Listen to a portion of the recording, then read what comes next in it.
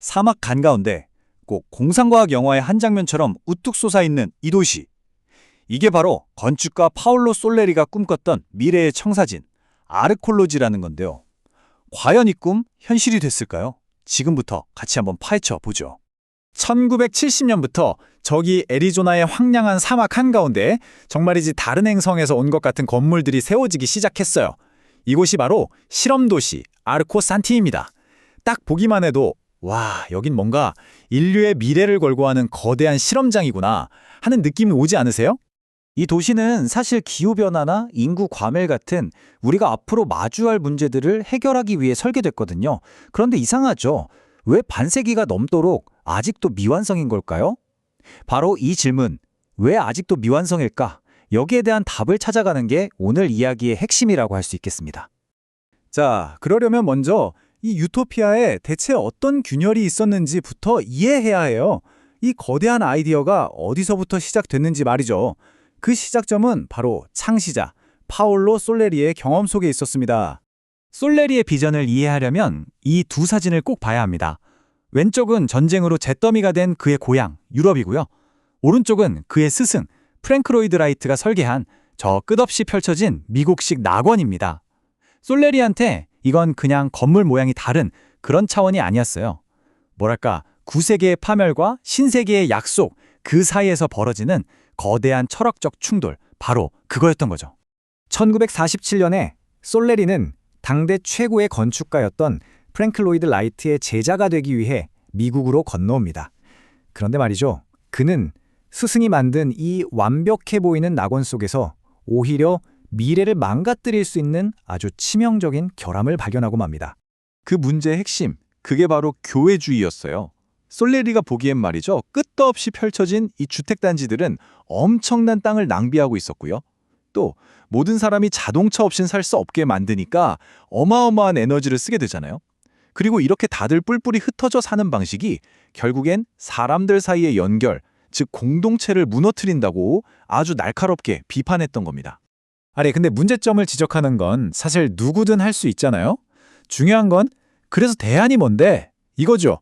솔레리가 내놓은 해법은 과연 뭐였을까요? 그는 도시를 하나의 살아있는 유기체처럼 봐야 한다는 정말 혁신적인 아이디어를 제시합니다. 그 해답에 붙여진 이름이 바로 아르콜로지입니다. 건축을 뜻하는 아키텍처랑 생태학을 뜻하는 에콜로지, 이 두 단어를 합친 건데요. 여기에는 도시를 자연과 조화를 이루는 거대한 생명체로 만들자는 혁명적인 생각이 담겨 있었어요. 솔레리가 남긴 이 말에 그의 신념이 전부 담겨 있다고 봐도 과언이 아닌데요. 그러니까 솔레리는 도시가 문제덩어리가 아니라 오히려 인류가 진화하는데 가장 빠르고 효율적인 도구가 될 수 있다고 믿었던 거죠. 발상의 전환이죠.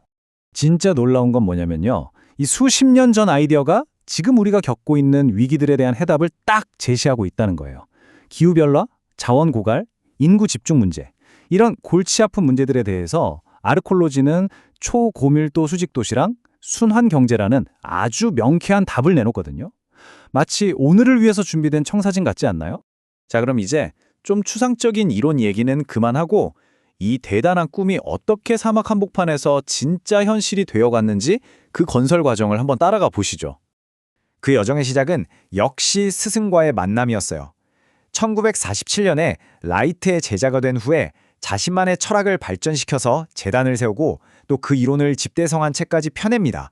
그리고 마침내 1970년 이 모든 이론을 현실로 만들기 위한 첫 삽을 애리조나 사막에 뜨게 된 거죠.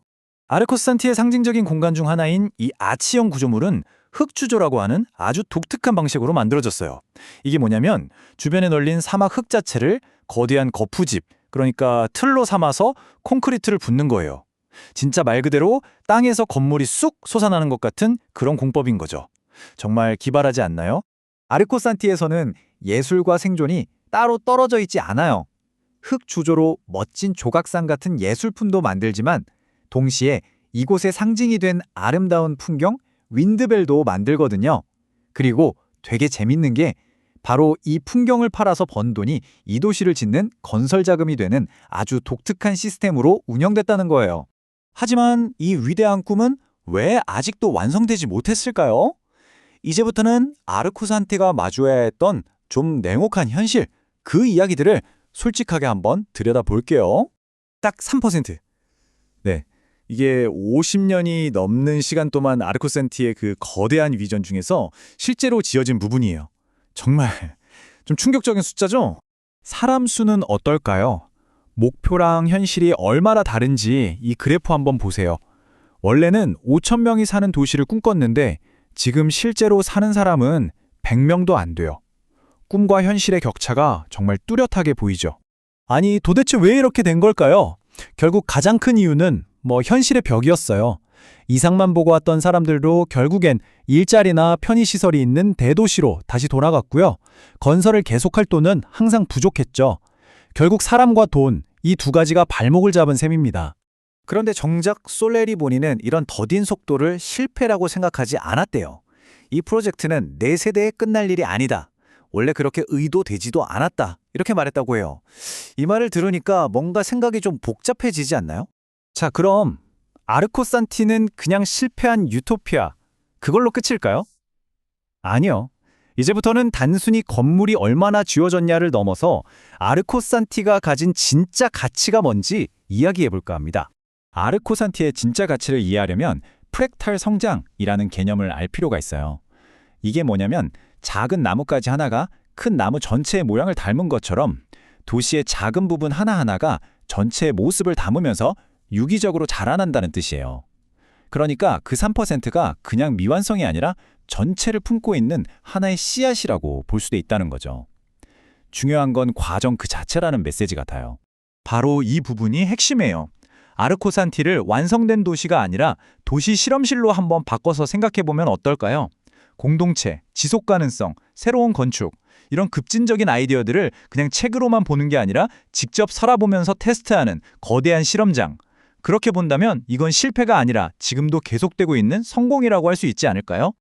그리고 그 살아있는 증거가 바로 지금도 이곳을 찾아오는 사람들이에요. 매년 수천 명의 사람들이 다 지어진 건물을 보러 오는 게 아니거든요. 아, 이렇게도 살 수 있구나 하는 어떤 가능성, 그 영감을 얻으러 오는 거죠.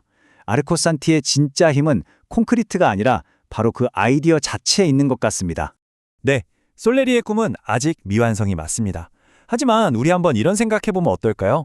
더 나은 미래를 만들겠다, 더 나은 세상을 만들겠다는 인류의 노력이 과연 완성이라는 마침표를 찍을 수 있는 일일까요? 어쩌면 정말 중요한 건 그 끝이 아니라 그 꿈을 향해서 계속해서 나아가고 있는 지금 이 과정 그 자체일지도 모르겠습니다.